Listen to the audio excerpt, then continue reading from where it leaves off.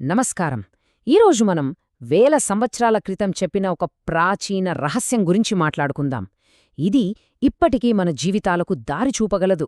అదేంటంటే, ప్రాచీన ఋషి వశిష్ఠులవారు చెప్పిన శాశ్వతమైన ఆనందాన్ని పొందే మార్గం. ఆ మార్గంలోకి వెళ్దామా? ఒక్కసారి ఊహించుకోండి, ఎప్పటికీ తరగని, వాడిపోని ఆనందం దొరికితే ఎలా ఉంటుంది? మనమందరం కోరుకునేది అదే కదా. ఈ ప్రాచీన జ్ఞానం మనం వెతుకుతున్న ఆ ఆనందానికి ఒక దారి చూపిస్తుంది. పదండి, ఆ దారిలో ప్రయాణం చేద్దాం. సరే, మరి ఈ ప్రయాణంలో మన గమ్యమేంటి? దాన్ని ముందుగా అర్థం చేసుకుందాం. ఇది ఏదో తాత్కాలికంగా వచ్చే సంతోషం కాదు, మన లోపల శాశ్వతంగా నిలిచిపోయే ఒక ప్రశాంతత, ఇకపై ఏదీ కావాలి అనిపించని ఒక పరిపూర్ణమైన స్థితి అన్నమాట. మనం రోజూ వెతికే చిన్న చిన్న ఆనందాలకి ఈ శాస్త్రాలు చెప్పే శాశ్వతమైన శాంతికి ఒక పెద్ద తేడా ఉంది. చూడండి, తాత్కాలిక సుఖాలు ఎప్పుడూ బయటి వస్తువుల మీద ఆధారపడతాయి. అవి మరిన్ని కోరికలను పుట్టిస్తాయి. కాని శాశ్వతమైన శాంతి మన లోపల్నుంచి వస్తుంది. అది ఒక సంపూర్ణమైన, స్థిరమైన స్థితి. వశిష్ఠగీతలో ఒక అద్భుతమైన పోలికుంది. చేతిలో తీయటి పాయసం గిన్నె పెట్టుకుని అందులోంచి ఒక చుక్క మోచేతిమీద పడితే ఆ చుక్కను నాకడం కోసం గిన్నెలో ఉన్న పాయసమంతా ఒలకబోసుకునేవాడు మూర్ఖుడు. కరెక్టే గదా? మనలో ఉన్న అపారమైన ఆనందాన్ని వదిలేసి చిన్న చిన్న బయటి సుఖాల కోసం మనం కూడా ఇలాగే వెంపర్లాడతామని ఎంత బాగా చెప్పారో చూడండి. సరే, మరి ఈ ఆధ్యాత్మిక ప్రయాణానికి మన దగ్గర ఏముండాలి? ఇక్కడ ఒక చాలా ముఖ్యమైన విషయం మనం గుర్తుపెట్టుకోవాలి. అదేంటంటే, ఈ మార్గంలో మనం వేసే ప్రతి అడుగు లెక్కలోకి వస్తుంది. మన ప్రయత్నం ఎప్పటికీ వేస్ట్ అవ్వదు. అది అలా పేరుకుపోతూనే ఉంటుంది. ఈ బోధనలు మనకొక సూపర్ గ్యారంటీ ఇస్తున్నాయి. మంచి పని చేసేవాడు ఎప్పటికీ చెడుగతిని పొందడు. ఈ మాట స్వయంగా శ్రీకృష్ణుడు భగవద్గీతలో చెప్పాడు. అంటే మనం చిత్తశుద్ధితో ఎంత చిన్న ప్రయత్నం చేసినా సరే దాని ఫలితం ఎప్పుడూ మంచే జరుగుతుంది. దీన్ని సింపుల్గా అర్థం చేసుకోవాలంటే, ఒక స్టూడెంట్ లాగా అనుకోండి. పోయిన జన్మలో ఒకరు 50% ప్రోగ్రెస్ సాధించారనుకోండి. ఈ జన్మలో వాళ్ళ ప్రయాణం 0 నుంచి మొదలవ్వదు, 51% నుంచి మొదలవుతుంది. అంటే మన ప్రోగ్రెస్ ఒక జీవితం నుంచి ఇంకో జీవితానికి క్యారీ ఫార్వర్డ్ అవుతూనే ఉంటుందన్నమాట. ఇప్పుడు చాలా ఇంట్రెస్టింగ్ విషయానికొద్దాం. ఈ ప్రయాణంలో తేలికగా, హాయిగా ఎలా వెళ్ళాలి? దీనికోసం వశిష్ఠ మహర్షి ఒక సింపుల్ టెక్నిక్ చెప్పారు. అదే తక్కువ సామాను సూత్రం. వినడానికి సింపుల్గా ఉన్నా ఇది చాలా పవర్ఫుల్ కాన్సెప్ట్. అసలు ఈ సామాను అంటే ఏంటి? అవేమైనా బట్టలు, బ్యాగులా? కాదు. ఈ సామాను అంటే మనం జీవితాంతం మనతో పాటు మోసే బరువు. మన బంధాలు, మన ఆందోళనలు, మన కోరికలు, మన అహంకారం. ఈ బరువే మన ప్రయాణాన్ని కష్టంగా, ఆనందం లేకుండా చేస్తుంది. అయితే ఇక్కడొక ప్రశ్న. ఎలాంటి సామాను లేకుండా, 0 లగేజ్తో మనం పరిపూర్ణమైన ఆనందాన్ని ఎక్కడ పొందుతాం? ఒక్క క్షణం ఆలోచించండి. సమాధానం మనందరికీ ప్రతిరోజూ అనుభవమయ్యేదే. సమాధానం గాఢనిద్రలో.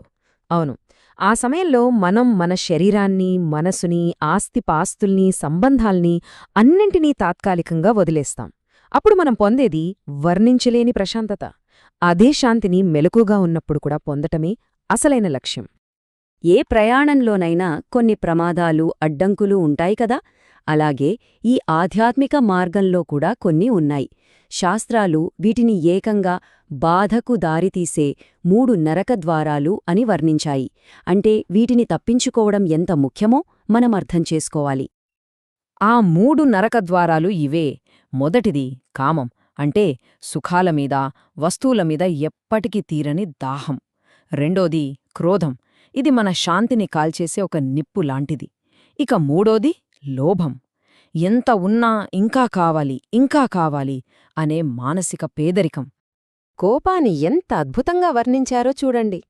ఉత్తముడి కోపం నీటిమీద గీతలాంటిదట, గీస్తూనే మాయమైపోతుంది. మధ్యముడి కోపం ఇసుకమీద రాసిన రాతల్లాంటిది, కొన్ని గంటలుంటుంది అంతే. అధముడి కోపం పలకమీద రాసిన రాతల్లాంటిది, కొన్ని రోజులుంటుంది. కాని అధమాధముడి కోపం మాత్రం రాయిమీద చెక్కిన శిల్పంలాంటిది, అది జీవితాంతం ఉండిపోతుంది. సరే, ఇప్పటిదాకా సిద్ధాంతాల గురించి మాట్లాడుకున్నాం గదా. ఇప్పుడు ప్రాక్టికల్గా ఏం చేయాలో చూద్దాం. మన రోజువారీ జీవితం కోసం వశిష్ఠ మహర్షి ఒక సింపుల్ 4 స్టెప్ మ్యాప్ ఇచ్చారు. ఆ 4 స్టెప్స్ ఇవే. 1. జీవించడానికి పనిచేయాలి, అది ఎలాంటి నిందలు లేని పని. 2. బ్రతకడం కోసం తినాలి, అంతేగాని రుచి కోసం కాదు. 3. తెలుసుకోవడం కోసం బ్రతకాలి, అంటే సత్యమేంటి, నా నిజస్వరూపమేంటి అని నిరంతరం మనల్ని మనం ప్రశ్నించుకోవాలి. ఇక చివరిగా 4. స్వేచ్ఛ కోసం తెలుసుకోవాలి. ఈ జ్ఞానాన్ని సంపాదించి పుట్టుక, దుఃఖమనే బంధాల నుంచి విముక్తి పొందాలి. ఇక మనం ముగింపు దశకు వచ్చేస్తున్నాం.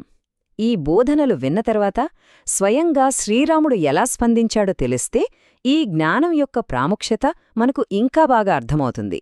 ఆయన రియాక్షన్ మనందరికీ ఒక పెద్ద పాఠం. అప్పుడు శ్రీరాముడేమన్నారంటే, నా వయస్సు ఇప్పుడు 16. ఇన్నేళ్లు గడిచాక నేనిప్పుడు ఈ మాటలు వింటున్నాను. అయ్యో, నా జీవితం ఇంతకాలం వృధా అయిపోయిందే అని బాధపడ్డారట. ఒక్కసారి ఆలోచించండి, అంతటి యువరాజే తన ప్రయాణం మొదలుపెట్టడానికి ఆలస్యమైందని ఫీలైతే మరి మన సంగతేంటి?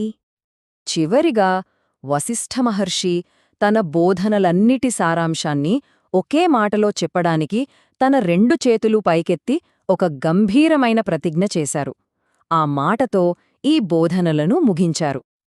ఆయన గట్టిగా ఇలా ప్రకటించారు: నేను 2 చేతులు పైకెత్తి ప్రకటిస్తున్నాను. కోరికలు, బలవంతాలు లేని మనస్సును మించిన శ్రేయస్సు ఈ ప్రపంచంలో ఇంకొకటి లేదు. మరి దానిని మీరెందుకు సాధించడానికి ప్రయత్నించరు? ఈ ఒక్క పిలుపులో మొత్తం జ్ఞానమిమిడి ఉంది. సో, ఈ ప్రాచీన జ్ఞానం మనకు దారి చూపింది. మన ప్రయాణం ఇప్పుడు ఇక్కడ్నుంచే మొదలవుతుంది. మరి ఈ ప్రయాణంలో ముందుకు వెళ్లడానికి మనం ఏ సామానును వెనక్కి వదిలేయాలి అని నిర్ణయించుకుంటారు? ఒక్కసారి ఆలోచించండి.